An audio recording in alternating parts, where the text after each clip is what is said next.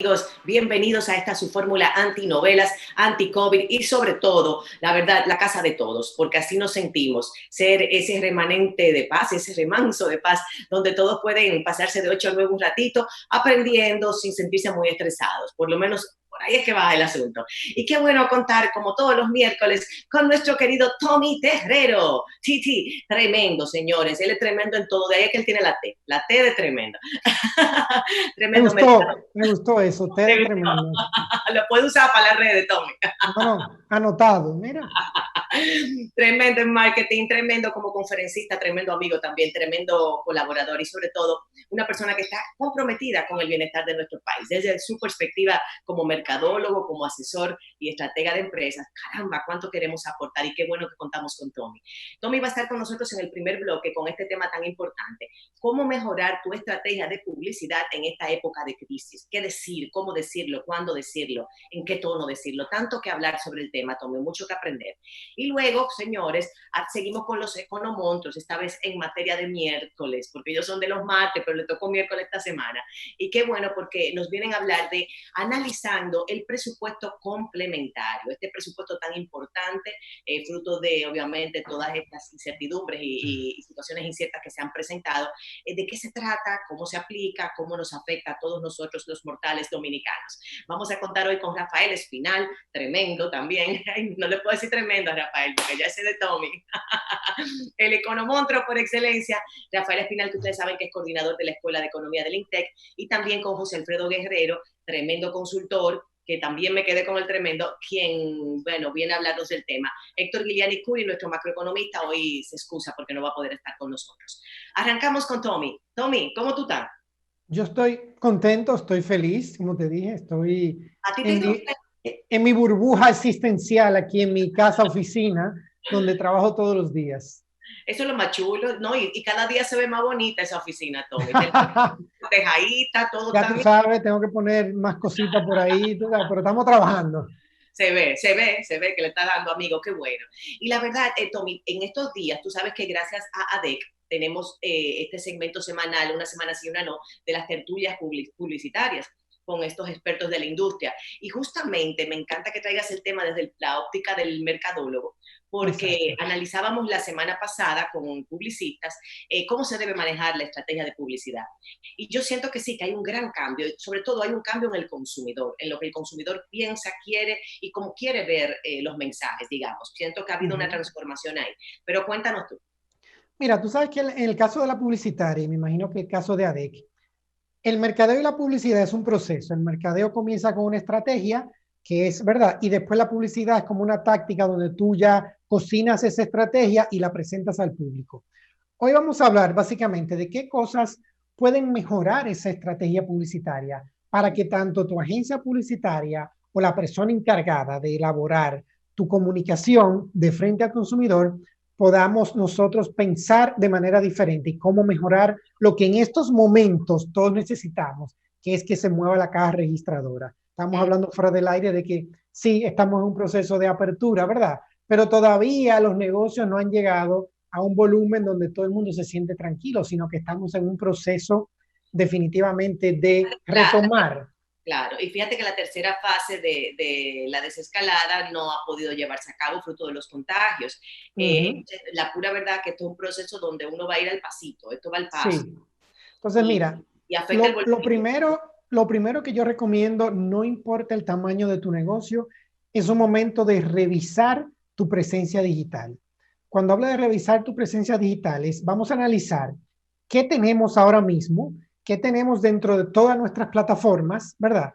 Y segundo, ¿qué nos hace falta? ¿Qué nos hace falta pensando a quién le queremos hablar? Uh -huh. Te voy a poner un ejemplo de un amigo que tiene un restaurante de lujo, esto fue antes de la pandemia, ¿verdad? Donde él quería que las personas que fueran a su restaurante de lujo fueran personas mayores de 40 años, ¿verdad? 40, 50, 60 años, que van a ir con sus familias y van a invertir un monto considerable de dinero en el restaurante. Pero él, en los 3 meses de inaugurar, se estaba dando cuenta que estaba yendo gente joven y que lo que hacía era que se tomaba un trago y se iba. Entonces, cuando comenzamos a analizar su plataforma digital, nos dimos cuenta que él estaba muy concentrado en Instagram y se había olvidado de otros medios que son importantes para el público que él quería llegarle. Entonces, en cuanto a cómo analizar tu presencia digital, vamos a analizar qué tenemos en base a quién queremos hablarle y lo que no tenemos, entonces vamos a trabajarlo. Si no lo has hecho en estos 3 meses que teníamos el tiempo, ¿verdad?, para hacerlo, entonces ahora es el momento para que cualquiera comience a mejorar esa presencia en línea. Y de la mano con eso, el segundo tip que yo recomiendo es cualquier esfuerzo que tú vayas a hacer ahora a nivel publicitario, no importa el medio, tienes que atarlo a ingresos. ¿Cuánto estás invirtiendo y cuánto te está retornando eso a nivel de negocio? Te voy a poner un ejemplo personal de una ocasión que yo hice hace ya 3 meses.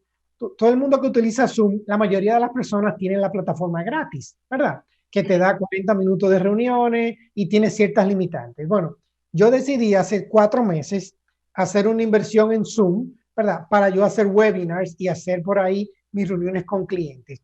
Yo hice una ecuación de que Zoom me cuesta a mí $15 mensuales y con la opción de webinar me cuesta $40 mensuales. Estamos hablando de $55.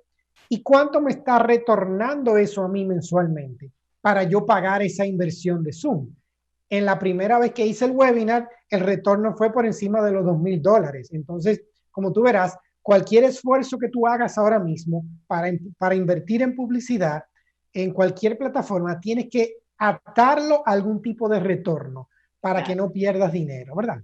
Sobre todo las marcas, vamos a decir, como la nuestra, que son marcas que se sustentan en honorarios, o sea, marcas personales, Correctamente. y también pequeños y medianas empresas que no tienen liquidez, porque pienso, y en eso tengo que decirlo, Tommy, que las grandes marcas, los grandes presupuestos, ahora es que más tienen que hablarle a la gente. En momentos, Deberían, pero lamentablemente no ha sido así. no lo hacen porque piensan lo que tú le dijiste. Que no, yo quiero que tú lo desmontes de ahí. Esa gente. No, oye, lamentablemente, y sé que lo has conversado con la gente de ADEC y con Johnny Matos, un momento donde había que cosechar y sembrar para cosechar ahora, las grandes marcas comenzaron a retirar presupuesto publicitario y para mí eso era un error. Cuando la data nos ha demostrado históricamente que las marcas que invierten durante las crisis tienen un retorno 12 veces mayor tan pronto la crisis pasa. Entonces, bueno, eso es una mentalidad todavía existente de muchos dueños de empresas en nuestro país. Mira, otro tip es aprovechar los comentarios positivos de todas tus plataformas. Si alguien te manda un correo, si alguien te escribe positivamente por alguna plataforma digital, si alguien te escribe por YouTube, si alguien te llama y te da un comentario positivo, si alguien te manda una tarjeta, cualquier empresa es el momento de amplificar eso. E incluso, como te decía y como te he dicho muchas veces, convertir eso en un pilar de comunicación para tú amplificarlo. Un comentario positivo ahora mismo vende más que la publicidad tradicional. Sobre todo ahora que estamos dando muchos servicios y la gente se siente que tú tienes que servirle de una manera positiva. Y de ahí entonces ato directamente el otro tip que es importante tú analizar todos los puntos de contacto de tus clientes para mejorar tu experiencia con el cliente. Sí, tienes que pensar que ahora mismo tus clientes, nosotros, ponte tú, yo, cualquiera, en la posición de ser un cliente. Hasta para pedir una pizza, tus expectativas de delivery, ahora, durante este proceso que hemos vivido, son más altas que antes, porque nuestro nivel de tolerancia ha cambiado. Ha cambiado de que ya sabemos que tú me estás dando un servicio de delivery por necesidad. Entonces piensa en cómo yo estoy esperando que ese servicio sea. Entonces, para decirte delivery, pero estamos hablando de que tú puedes hablar donde quiera que un cliente te contacte, cómo tú estás respondiendo a ese cliente en este momento. Entonces, es el momento de levantar, refrescar, analizar y sobre todo mejorar considerablemente esa experiencia que tú tengas en ese proceso de venta y de reclamaciones con un cliente. Para los negocios, Tommy, que están cerrados, o sea, obviamente que incluso estaban esperando quizás que haya una reactivación fruto de esta tercera etapa de desescalada y que, bueno, se ve que no va a poder ser posible. ¿Qué tú le dices? Porque hay mucha gente que tiene grandes inversiones ahí paralizadas. Tú hablabas, por ejemplo, al inicio, ese ejemplo tan interesante de tu amigo dueño de un restaurante de lujo. Óyeme, sí. Ese es un comercio bien apaleado, que si bien es cierto, ellos tratan de los restaurantes de solventar algo a través del delivery, nunca es lo mismo. La gente que quería el restaurante era ir a la experiencia de sentarse, no necesariamente va a pedir delivery de la forma en que antes consumía. ¿Qué le Mira, dicen a estas industrias? de hecho, tuve la semana pasada en un grupo que yo pertenezco, tuvimos una conversación con el dueño de uno de los restaurantes, de otro dueño de restaurantes de lujo de este país. Y yo tuvimos una hora conversando con él y yo analizaba que él decía lo que tú dices. Mira, si bien es cierto, nosotros pusimos el delivery, todavía nosotros no hemos recuperado el nivel de ingreso para yo poder pagar todos los costos de mi restaurante. Ahí Absolutamente. entra el proceso que he hecho con otros clientes de cambio de modelo de negocio. No todos lo pueden hacer, pero ya que yo tengo una infraestructura, ya que yo tengo personal, ya que yo tengo chef, ya que tengo materia prima, ya que los supermercados están abiertos, aparte del delivery, probablemente yo hubiera incentivado, como lo hice con otro cliente, ¿verdad? A que ese restaurante pudiera implementar otro tipo de productos terminados, que no es comida preparada, sino, por ejemplo, por decirte algo, yo preparo un pesto con mi nombre y lo vendo. Yo Claro. preparo una salsa de tomate con mi nombre y la vendo. Entonces, ahí hubieras podido comenzar a buscar otro tipo de ingresos. Entonces, por eso te Líneas, decía, o sea, extensiones de línea ya a nivel industrial. extensiones de línea, de cosas que ya tú tienes que puedes aprovechar. Es decir, es un tema y lamentablemente es así. No como no todo el mundo puede ser ingeniero y no todo el mundo puede ser piloto de la NASA, no todo el mundo tiene la creatividad para pensar en momentos de crisis y solucionar y buscar ingresos. Entonces, como te decía, pensando en tu cliente, un cliente de lujo para ese restaurante que no puede ir a vivir la experiencia, ¿por qué no hace como un restaurante que hizo en París? Un restaurante que tiene 3 estrellas Michelin, que, que ofrecía un servicio de delivery super premium, donde iba a estar un camarero a tu casa, te montaba una mesa y te brindaba la experiencia como si fuera en el restaurante.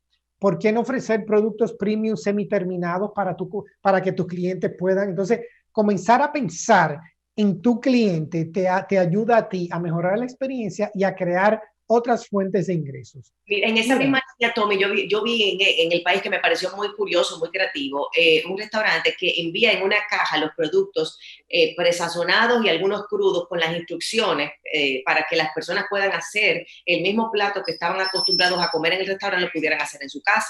es lo que Eh, están haciendo varios negocios aquí. No lo he visto todavía en restaurantes de lujo, lo he visto en otro tipo de restaurantes más de comida rápida y otro tipo de comida como casual, ¿verdad? Que están haciendo eso, que te venden la caja con la experiencia. Tú le dices, tú lo quieres para 2, 4, 6 personas y te preparan todos los ingredientes, ¿verdad? De ese plato que tú quieres y te lo mandan todo separado, detallado, con unas instrucciones. Ya eso lo están haciendo aquí. Yo hubiera hecho lo mismo para los restaurantes de lujo, claro. incluyendo ese delivery premium de brindarte una experiencia de cena en tu casa hasta con un camarero. Sí, es el tipo de idea que hay que tener sobre todo en este momento. Y eso es otro de los tips que ya lo hablamos, ¿verdad? Que es adaptar tu oferta a las circunstancias, que es lo que estamos hablando ahora. Es decir, si vemos que hay una circunstancia que cambian, entonces vamos a cambiar la táctica, vamos a cambiar entonces qué tipo de oferta, como estamos hablando. Tú mencionaste restaurante, yo te estoy hablando, mira, cenas, delivery, cenas premium, delivery premium, platos por ingredientes, productos terminados. Entonces, de repente por ahí comienza a crear una serie de cosas que te permiten a ti asociarte incluso con otras plataformas que tienen delivery, que están vendiendo. Aquí hay plataformas de venta buenísimas, tú sabes. Entonces, de repente ya te sirve a ti para, sino también para tener los ingresos que tenías, pero para mejorar tu nivel de ingresos ahora. Sobrevivir. Tú sabes, estamos en un Exactamente. momento de sobrevivencia, es un asunto de sobrevivir hasta tanto se normalice, lleguemos a ese nuevo normal tan ansiado, Sí. que cada vez, digo yo, nos vamos acostumbrando más, pero que ha afectado mucho el bolsillo. O sea, Uh la -huh. pura verdad, ese proceso digamos, de desmonte, de desescalada hasta un normal económico, está lejos, Tommy, una cosa que nos falta un buen tiempo todavía. Mira, y de ahí es algo que hacen los grandes. Este es otro tip que hacen los grandes, pero los pequeños no lo hacen tanto por falta de tiempo, por falta de organización, que es medir y analizar todas tus métricas.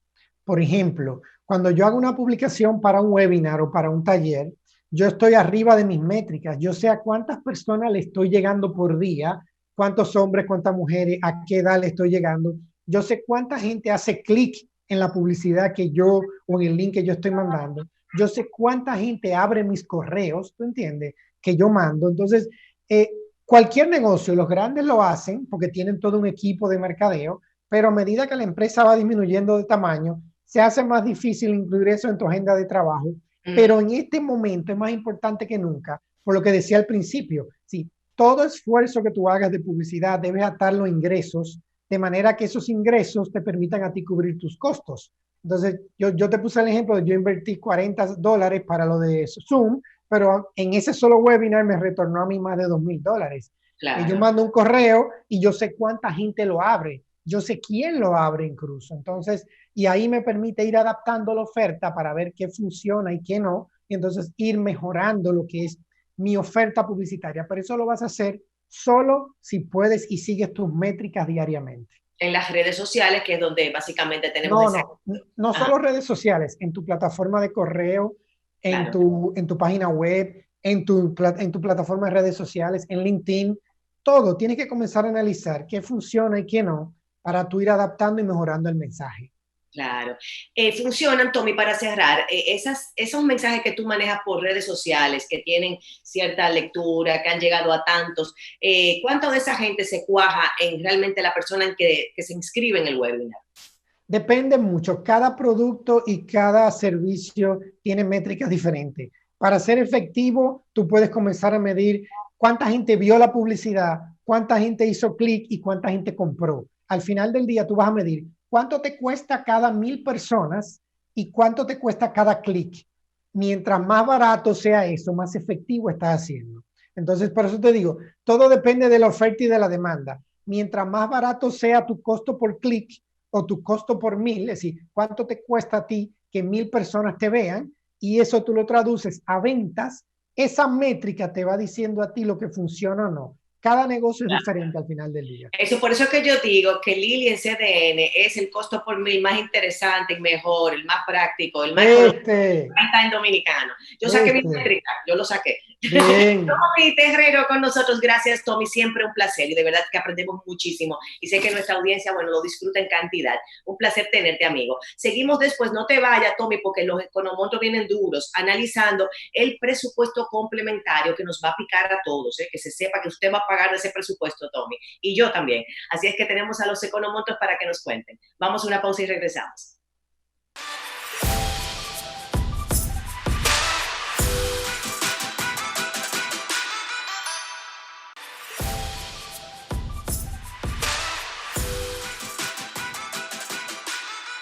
Hey, amigos y amigas, y aquí estamos de vuelta en su fórmula antinovelas y es el espacio de los macroeconómicos. Bueno, ¿qué tan? El macro fue el que no vino hoy, el macro, que suena como un macro cuando uno dice esto rápido. Héctor Guiliani se ha excusado, pero tenemos aquí, señores, a los economontros y que también saben de macro, ellos saben de todo, macro, micro y macro. Rafael Espinal, profesor tremendo, y ustedes saben que es coordinador de la Escuela de Economía del INTEC, y José Alfredo Guerrero, consultor también tremendo economista y también libertario, que eso él lo distingue.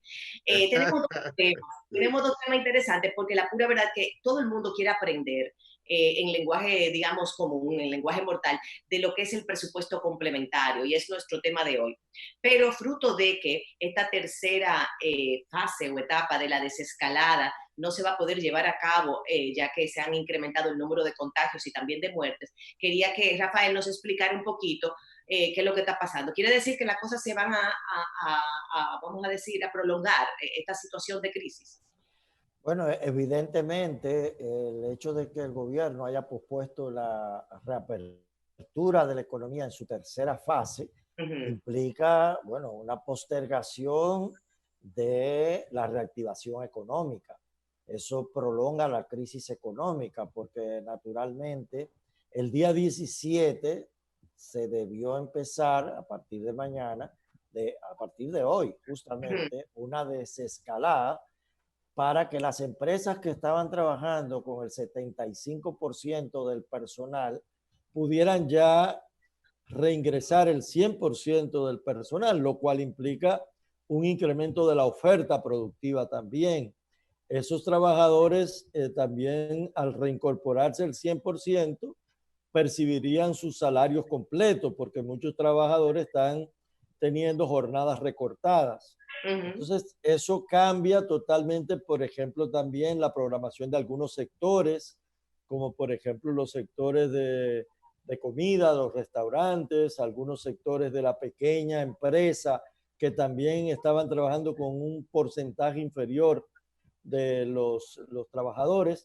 Todo eso posterga la reactivación económica. Y el argumento ha sido una propuesta, una sugerencia de la Comisión Nacional de Gestión de la Crisis Sanitaria, que acogió el presidente de la República dentro del estado de emergencia.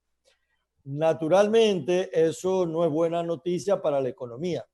Eso es para la economía una mala noticia, y también desde el punto de vista de la salud, eso significa que la programación de la disminución de los casos del COVID-19 no se ha alcanzado. Es decir, no estamos en lo que llaman la curva aplanada. Y como no se ha aplanado la curva, se pospone todo. Lo que no debería esto afectar es el proceso electoral, porque ahora empiezan las conjeturas y eso crea cierta incertidumbre política, lo cual tampoco es bueno para la economía. No, claro, y ahora con el contagio de Abinader y de Raquel, su esposa, y de dos de sus hijos, o sea, la pura verdad que si bien es cierto que es interesante ver que cualquiera se puede contagiar y que puede también mejorarse, él no ha tenido grandes afecciones, digamos, lo ha podido superar bastante bien hasta ahora el proceso, pero lo saca de circulación en un tiempo tan fundamental como estos últimos días a un partido como el PRM, que es la principal oposición. Sí, ahora yo te digo la verdad, desde el punto de vista económico, yo creo que es más una formalidad lo que se ha dispuesto que la realidad. La realidad es que la economía ha ido abriéndose de una manera vertiginosa, muy rápida. Y tú encuentras una gran cantidad de negocios de todo tipo abiertos. Hay algunos negocios que incluso han sido mandados a cerrar, por ejemplo, algunos clubes deportivos, algunas actividades recreativas han sido hasta cierto punto clausuradas porque habían abierto. Lo que no ha sido posible detener es la economía informal. La economía informal está en la calle, todos los vendedores ambulantes, todos los negocios pequeños. Pero Rafael, pero están vendiendo menos. O sea, ellos están ahí porque necesitan su día a día, está claro, pero venden menos porque la gente compra menos en la calle, ahora con el tema de las medidas de seguridad. Aunque yo sé que hay muchísimo movimiento, yo he salido y los tapones son igualitos que siempre, sí, la misma cantidad de carros que toda la vida. Pero yo lo que digo, de alguna manera intuyo, fruto de mi propia experiencia mía personal, es que tú puedes estar en la calle, pero no necesariamente tienes dinero en el bolsillo para comprar nada. Fíjate que la última recomendación de la directora general del Fondo Monetario Internacional es que se estimule el gasto, que todo el mundo gaste todo lo que pueda. Pero la realidad es que frente a la crisis, la actitud de los consumidores es conservadora. Bueno, depende de la situación de ese consumidor, Rafael, porque fíjate que una persona que está suspendido o que su negocio está cerrado o que no ha podido reaperturar en la misma medida que antes, no puede gastar lo mismo. O sea, yo estoy de acuerdo con la señora desde la perspectiva de que la gente que tiene dinero debe gastar, pero el que no tiene, que no gaste nada. Pero tú lo has dicho muy claro, para gastar hay que tener dinero.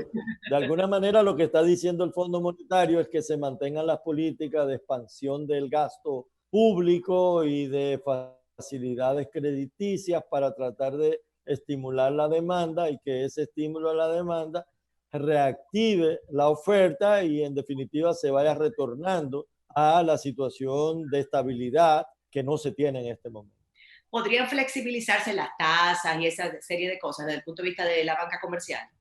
Ese es el propósito de la expansión monetaria, que ya aquí en el país el Banco Central ha tomado medidas de estímulo a el crédito bancario, de flexibilidad de las tasas de referencia monetaria, de flexibilidad en los mecanismos de contención de la oferta monetaria, pero por otro lado eso tiene efectos sobre la tasa del dólar, que se ha manifestado de una manera muy fuerte durante los últimos días. No aparece y el crecimiento interanual ya casi llega al 14.7%, lo que quiere decir es que está por encima incluso de las mejores tasas de interés de los certificados que coloca tanto el gobierno como el Banco Central.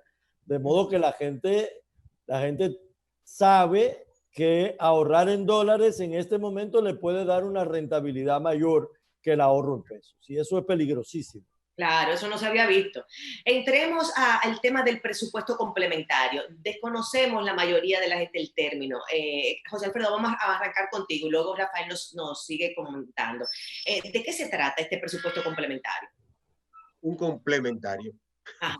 Realmente a principio de año, tú sabes que a final de año sabes que se aprueba el presupuesto del próximo año. Por ejemplo, este que está vigente se aprobó en diciembre, o sea, se aprobó en el 2019 para entrar en vigencia en este año. Los presupuestos son estimaciones que pueden cambiar. Precisamente por eso, en la misma ley de presupuestos se establece un protocolo o unas fechas en las que es posible mandar un presupuesto complementario. La fecha que pone la ley de... Considera el presupuesto, digamos, los ingresos y los gastos. Ante un imprevisto como este, digamos, ante una situación, ese presupuesto no se puede llevar a cabo, entonces se crea un presupuesto complementario, partiendo de los ingresos esperados y de los gastos esperados. Exactamente, pero lo que motiva o sea, tiene una fecha, el gobierno tiene una fecha hasta desde el 1 de julio para poder someter un presupuesto complementario. ¿Qué pasa? Que se lleva antes, incluso el mismo gobierno lo anunció que lo iba a hacer en mayo, porque en la misma ley de presupuesto dice que se puede llevar un presupuesto complementario antes de la fecha del 1 de julio, cuando hay motivaciones de gastos mayores que se generan por nuevos ingresos, o sea, nuevas partidas de ingresos, o, como es el caso particular ahora, de nuevas fuentes de financiamiento. Acuérdate que el presupuesto se aprueban ingresos, gastos y un plan de financiamiento para financiar el déficit. Entonces, el plan de financiamiento, con las nuevas medidas y las nuevas créditos que ha recibido el gobierno, entonces ya cambió. Y ese gasto que tiene que hacer el gobierno está amparado en parte por un financiamiento que no estaba contemplado en el presupuesto. Entonces, por eso se somete para fines de tener la pieza antes de la fecha que dice julio. Vamos a decir, los grandes cambios en función de lo que era el presupuesto original, antes de crear este presupuesto complementario para presentar antes incluso de la fecha, ya en mayo en lugar de junio, esos gastos que se han visto disparados fruto del COVID, de la pandemia, o sea, estamos viendo un efecto colateral, digamos, de la pandemia en términos de los ingresos y al mismo tiempo en términos de lo que son los gastos ya directos, ya de manera directa. Exactamente, las transferencias que han aumentado para la fase 1, fase 2, o sea, todos los gastos que ha tenido que incurrir el gobierno, las compras extraordinarias, o sea, todo eso ha sido financiado sobre todo con financiamiento que no estaba contemplado en el original. Por eso es que ahora se presenta esta pieza para fines de formalizar eso. O sea, que el gobierno no ha hecho nada mal. Sí, no, claro. Es que se hace en un presupuesto complementario, digamos, se prioriza. Entonces se dice, bueno, ya no vamos a gastar lo que nos queda de año, ya no gastaremos, digamos, en galletitas, porque ahora lo que necesitamos comprar es salami, para ponerlo bien gráfico. O sea, se realocan fondos de una partida a otra y se transfieren, digamos. Sí, eso es parte de la cosa que hay que hacer.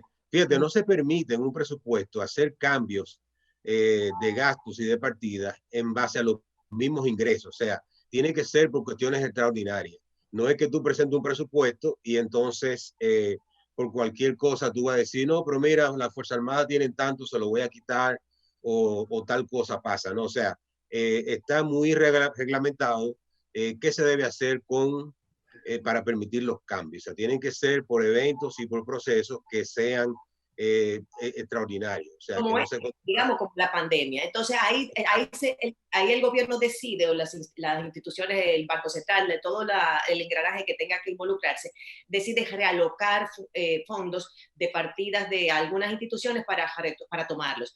Pero aún así tenemos un gasto excesivo, digamos, gigante, y unos ingresos que se han caído por completo. ¿De dónde sale el dinero para el complemento?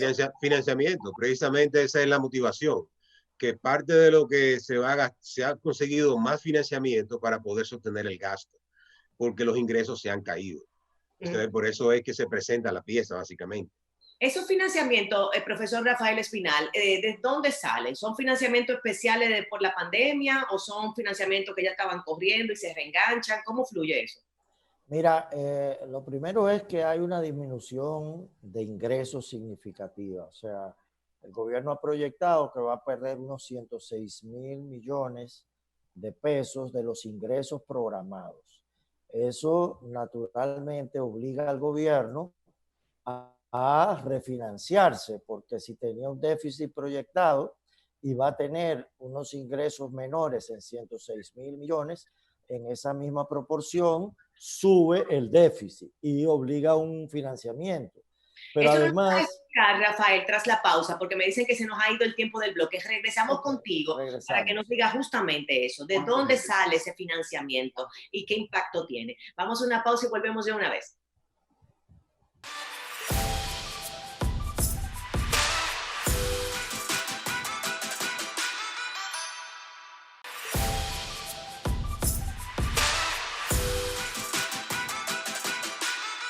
Hey, y seguimos aquí en nuestro tercer bloque de esta noche de miércoles con los Economontros en una, bueno, versión especial. Aquí están al día diciéndonos todos los pormenores que tenemos que saber sobre esta situación especial que vivimos todos, que afecta tanto al bolsillo como a la salud, pero sobre todo que ha obligado al Estado a crear, a analizar y a, bueno, presentar un presupuesto complementario. Estamos buscando cuáles son las intríngulis del mismo y el profesor Rafael Espinal y el libertario José Alfredo Guerrero nos acompañan. Profesor Espinal, usted nos estaba diciendo un poquito, tenemos dos grandes cuestionantes. Primero, ¿cuánto es este financiamiento? ¿De cuánto estamos hablando desde el punto de vista del desfase fruto de esta situación? Y ese financiamiento, ¿de dónde sale? Ese Bueno, financiamiento el financiamiento programado ahora es de 150.000 millones adicionales para cubrir la caída de los ingresos y el incremento de los gastos producto de las transferencias hechas a las empresas, a las personas y los gastos en salud fundamentalmente. ¿Qué porcentaje es sobre el PBI? Eso implica un 5% del Producto Interno Bruto, el déficit que se va a gestar este año. Estaba programado originalmente 2.4, prácticamente se ha duplicado. El déficit originalmente, el déficit neto era de 110.000 millones, se duplica el déficit neto a 233.000 millones, lo que es aproximadamente un 5% del Producto Interno Bruto, lo cual solamente tiene el precedente del año 2012, cuando hubo un déficit mayor en términos del porcentaje del producto. Ahora, la deuda neta que tiene que tomar el gobierno para el año es alrededor de 6.700 millones de dólares, calculada a una tasa del 59. Es decir, la deuda total a adquirir son 397.000 millones. Claro, mucha de esa deuda será para amortizar otros préstamos, es decir, amortizar bonos, pero eso significará un incremento significativo de la deuda, porque el déficit... Para pagar deuda, que no es para invertir y generar ingresos, tú sabes, esa es una deuda, digamos... Se está tomando dinero para cubrir déficit y pagar deuda, es decir, estamos... Yo siempre digo que esto es como un esquema Ponzi, tú te endeudas para pagar los intereses de la deuda y seguir tomando prestado. Ahora, ¿qué implica todo esto? Bueno, que las nuevas autoridades van a tener probablemente que volver a someter otro presupuesto porque no hay proyecciones macroeconómicas. En esta modificación no se proyectaron indicadores de cuánto va a crecer la economía, cuál va a ser la tasa de cambio, cuál es el precio del petróleo estimado. Simplemente se sometió el déficit creado por la caída de impuestos, de ingresos por impuestos y el incremento del gasto. Ahora, ¿qué va a pasar de aquí en adelante? No se proyecta. Pero no se puede proyectar porque nadie sabe. Nadie sabe. O sea, es tan sencillo como que no hay forma de saber. ¿Qué dice José Alfredo? Ajá. Qué importante, en el caso del nuevo financiamiento, realmente la amortización no es tan alta, porque la amortización sí tiene una... La amortización es muy fácil de calcular, porque es darle una barrida al SIGADE, el programa de la deuda externa, y te dice cuánto es para el año. Realmente esto que ha entrado básicamente es cubrir ingresos, o sea, no es tanto para la amortización.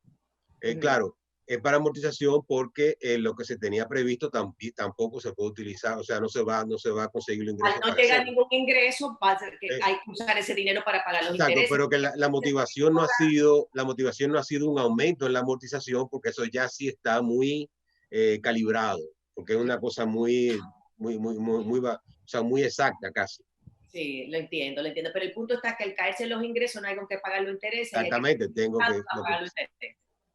Eso suena feo. Sin saber de economía, eso bonito no suena. No, mira, y cuando tú dices que se pospone la reapertura de la fase 3, tú estás de alguna manera también diciendo que estás posponiendo el ingreso de impuestos que el gobierno debería cobrar por la activación de la economía. Entonces, esta decisión que se está tomando en el día de hoy también va a tener un efecto sobre los ingresos futuros del gobierno y probablemente también va a obligar a extender los programas de transferencia, porque la desescalada implica que la gente vuelva a trabajar, pero si tú pospones la desescalada, tienes que de alguna manera mantener los programas sociales de apoyo a la población.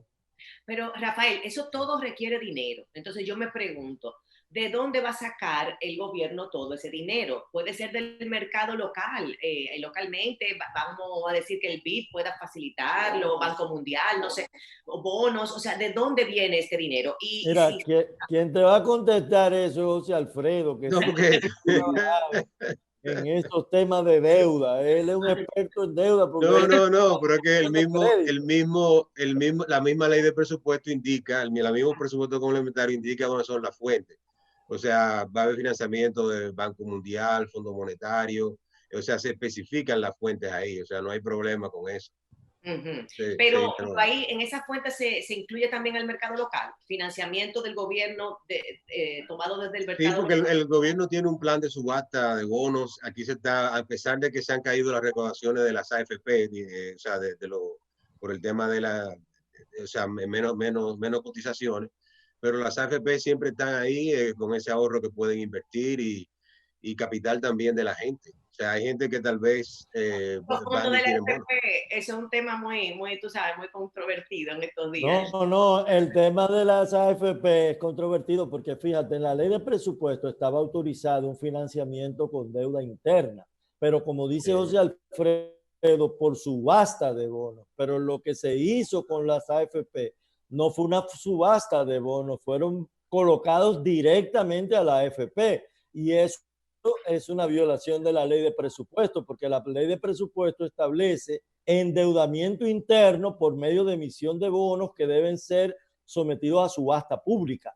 Esa fue una emisión que se colocó directamente a tasas prefijadas entre el Banco Central, el Ministerio de Hacienda y las AFP. Pero está cubierto por la ley de crédito público. O sea, se pueden hacer subastas competitivas, pero también se pueden hacer subastas especiales.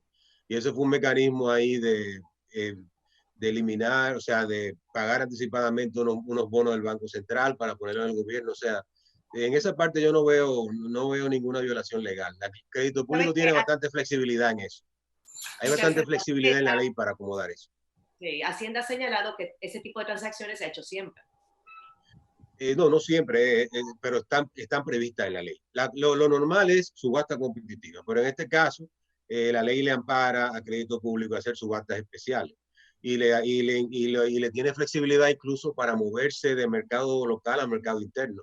Hubo un año que las subastas estaban siendo declaradas desiertas. ¿Y qué hizo el gobierno? Bueno, si declaran desierta, me voy y emito entonces a los mercados de capitales. Y se hizo una emisión de bonos externa que sustituyó esa parte de mercado interno.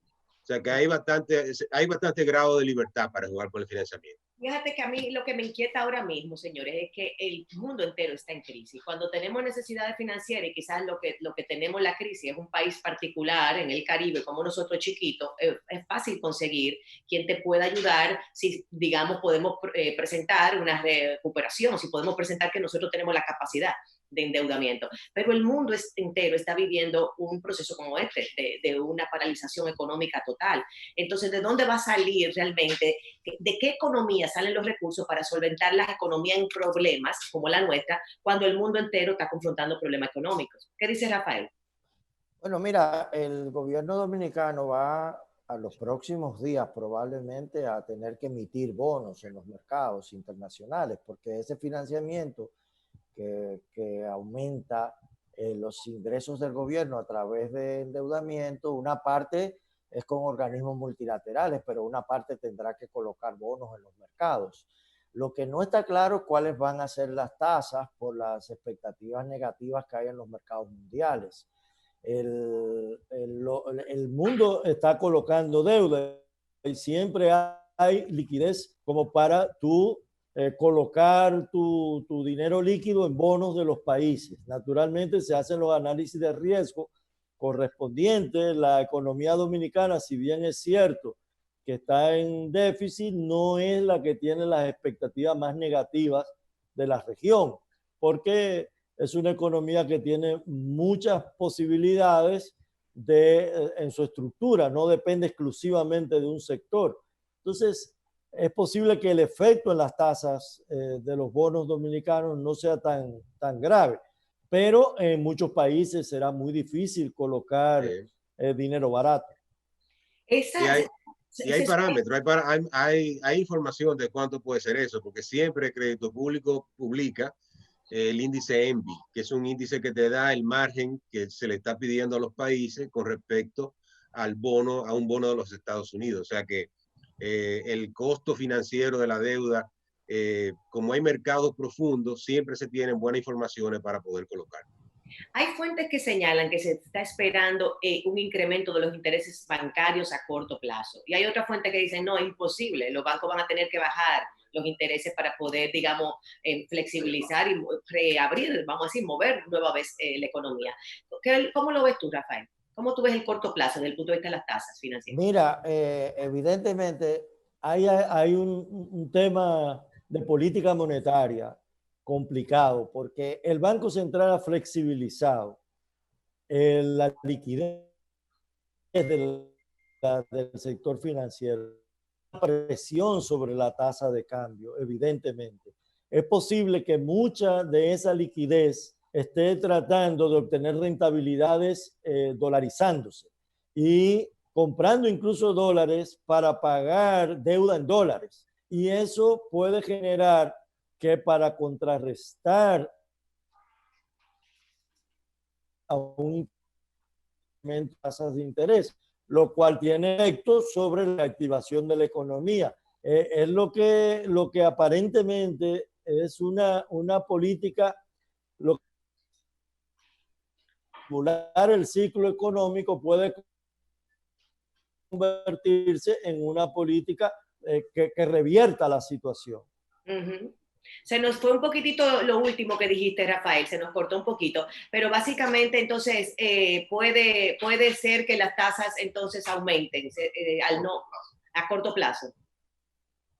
No te diría que a corto plazo, pero probablemente se retorne a unas tasas de interés que traten de competir con el incremento de la tasa de cambio que se ha estado produciendo y se eleven esas tasas de interés, sobre todo la tasa de referencia del Banco Central.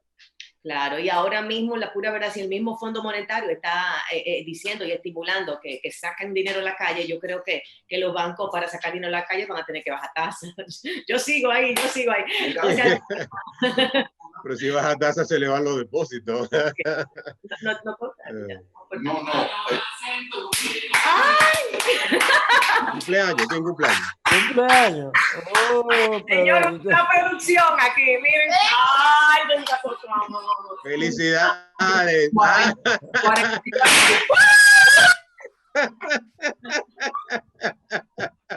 Los 40. está bueno de hablar de COVID. Se acabó el programa. Que bajen los intereses. Qué bien, qué bien. Los quiero, gracias. Vaya, vaya. Qué bien, qué sorpresa, más bueno. Felicidades, felicidades. Bueno, bueno. Un bizcocho virtual para ti. Nos vemos mañana con los monstruos. Los queremos. Gracias.